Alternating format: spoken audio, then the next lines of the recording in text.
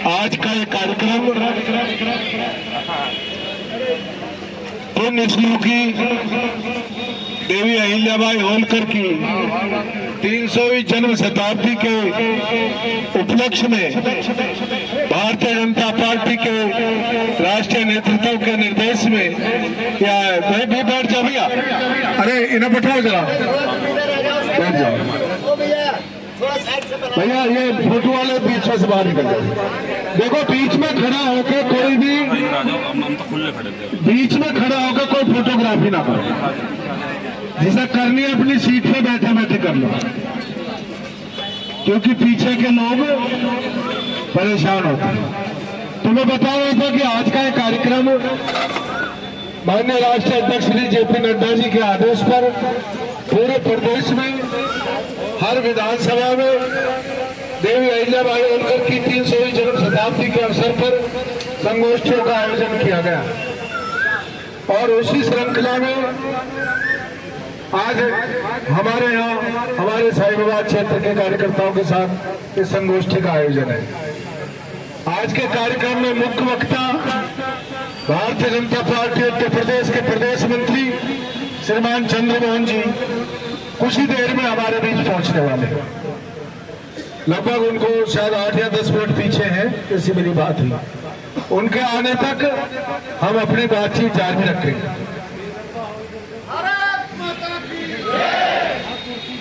देखो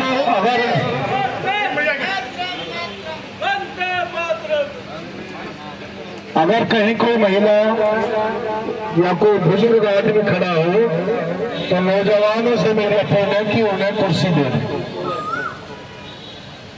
साथियों, मंच से उद्बोधन हो चुका है, अभी कुछ लोगों को नहीं,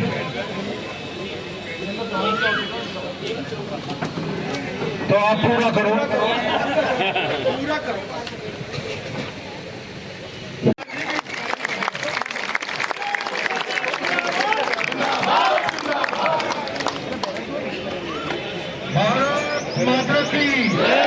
भारत माता की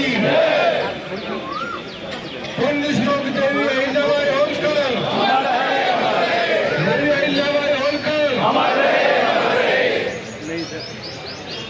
सभी कार्यकर्ता बंधुओं और बहनों, आखिर मैं अहिल्याबाई होलकर जी पे भी थोड़ा बोलूंगा, लेकिन मैं इसकी प्रस्तावना को बात रखना चाहता हूँ। आखिर देवी अहिल्याबाई होलकर पर पार्टी को 1 सप्ताह का कार्यक्रम क्यों रखना? ऐसी क्या बात हो गई कि अहिल्याबाई होलकर को लेकर पूरी पार्टी एक मोहल्ले एक वार्ड में जाकर के इस प्रकार की संगोष्ठियों का आयोजन करती? इसका कारण जब देश आजाद हुआ और सत्ता कांग्रेस के हाथ में आई और कांग्रेस में कम्युनिस्टों में बंटवारा हो गया। कम्युनिस्टों ने कहा कि सरकार तुम संभालो, साहित्य हम संभालेंगे, इतिहास हम देखेंगे, इस देश के मन मस्तिष्क को किधर डाइवर्ट करना है ये हम करें। उन वामपंथी साहित्यकारों इतिहासकारों ने साहित्य को और इतिहास को प्रदूषित करने का काम किया। हमारे जो महान पुरुष हुए हैं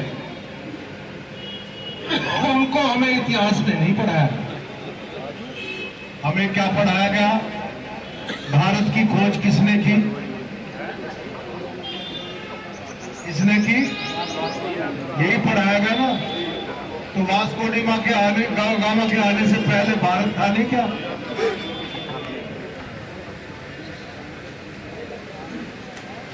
नहीं था क्या?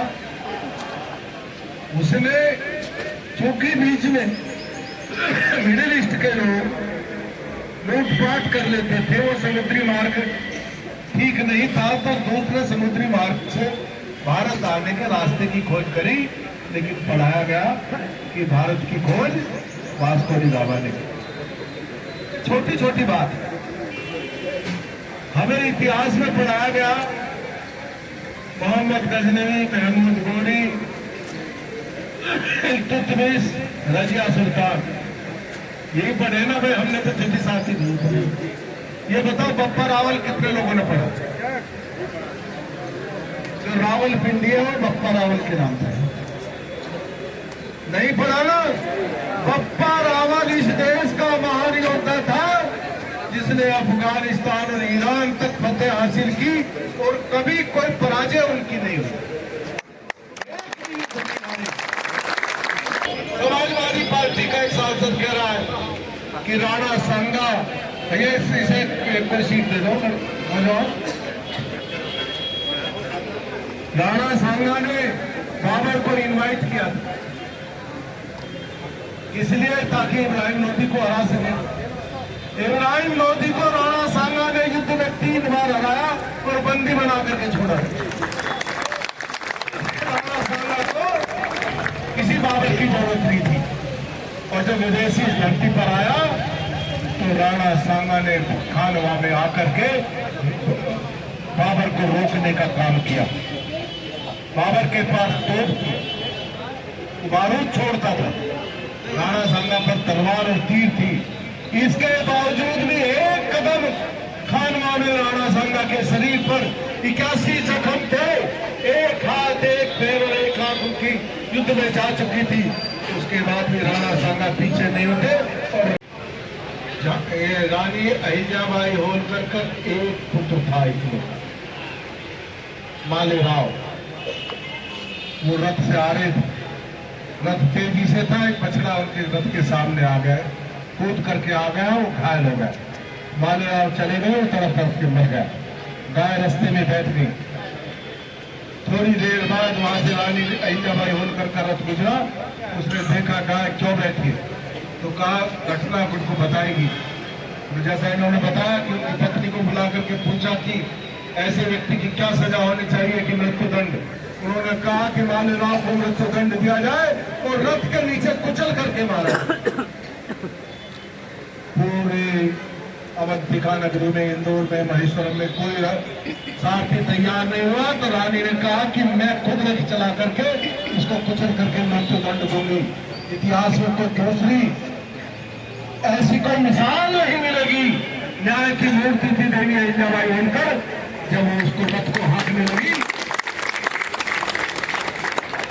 जब वो रथ को चलाने लगी तो मैं ही गौ माता रथ के सामने आकर के खड़ी हो गई और उसने रथ को आगे नहीं बढ़ने दिया। विद्वान लोगों ने कहा कि गौ माता की इच्छा नहीं है, तब उसको मृत्युदंड से मुक्ति मिली।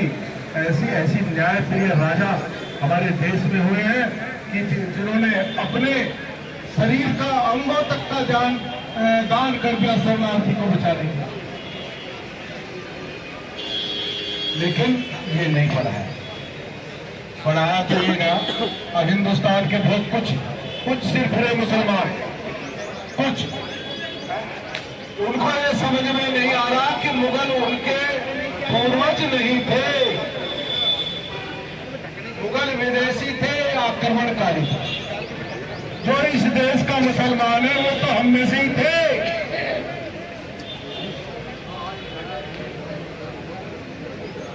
अभी कोई मजाक उड़ा रहे कि साहब खुदाई चल रही है, जहां खोदो वहीं मंदिर निकल रहा। मैंने कहा अभी खुदाई चल रही है जमीन की, जब पुरखों की खुदाई चलेगी तो 100-200 साल पहले कहाँ रिजवान जाट है ना, और ब्राह्मण ही है भाई साहब, आपके गोत्र वाले ब्राह्मण है। ये पसोंडा पूरे मूल जाट है। कोई 100 साल पहले, कोई 200 साल पहले रामचंद्र, कृष्णचंद्र, हरिराम मिलेगा। परिस्थितियां रही, डर में, दबाव में, लालच में, मजबूरी में, आस्था में लोगों ने इस्लाम स्वीकार कर लिया होगा, लेकिन वो मुगलों की औलाद नहीं है। उनके बाप दादाओं ने भी मुगलों से लड़ाई लड़ी है।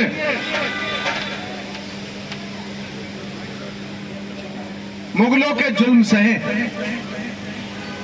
तो मैं कह रहा था कि आखिर पार्टी को क्यों ऐसी जरूरत है।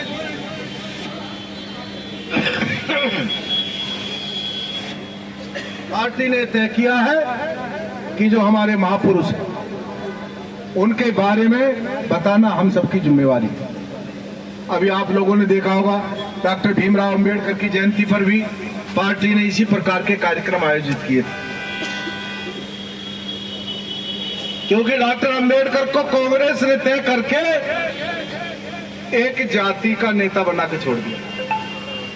यदि किसी नेता का कद छोटा करना हो तो उसे एक बिरादरी का नेता बना दे, वो कद छोटा हो जाएगा, वो समाज का नेता नहीं रहेगा। ये षड्यंत्र डॉक्टर अंबेडकर की साथ थे। तो पार्टी ने तय किया एक सप्ताह की हर विधानसभा में, हर मोहल्ले में देवी अहिल्याबाई होलकर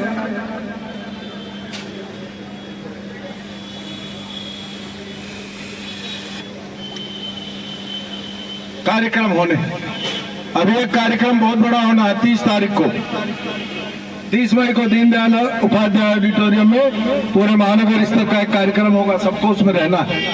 आप किसी भी हिंदुस्तान के तीर्थ स्थान पर चले जाइए, वहां आपको देवी अहिल्याबाई के द्वारा बनाया घाट, मंदिर, धर्मशाला आपको हर स्थान पर मिले।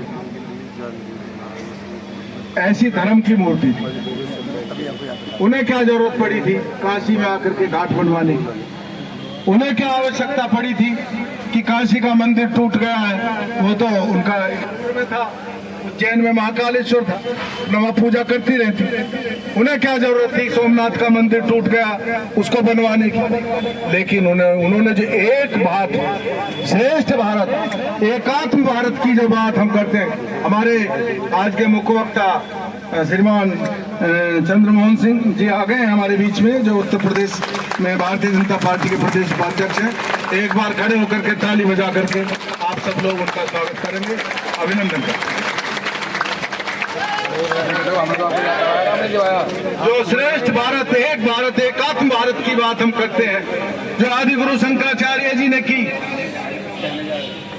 जो डॉक्टर हेडगेवार ने की, और जो आज मोदी जी जिसको आगे बढ़ाने का काम कर रहे हैं, उस दिशा में चलने का प्रथम कदम देवी अहिल्याबाई होलकर ने उठाया। सारे भारत को जोड़ने का काम किया। वो महान मूर्ति थी, वो न्याय की मूर्ति थी, वो धर्म की मूर्ति थी, वो विकास की मूर्ति थी, वो नारी उत्थान की मूर्ति थी, वो नारी शिक्षा की। नारी को पढ़ना चाहिए, शिक्षित होना चाहिए। जो आज मोदी जी कह रहे हैं बेटी बचाओ बेटी पढ़ाओ, ये अहिल्याबाई होलकर ने शुरू किया था।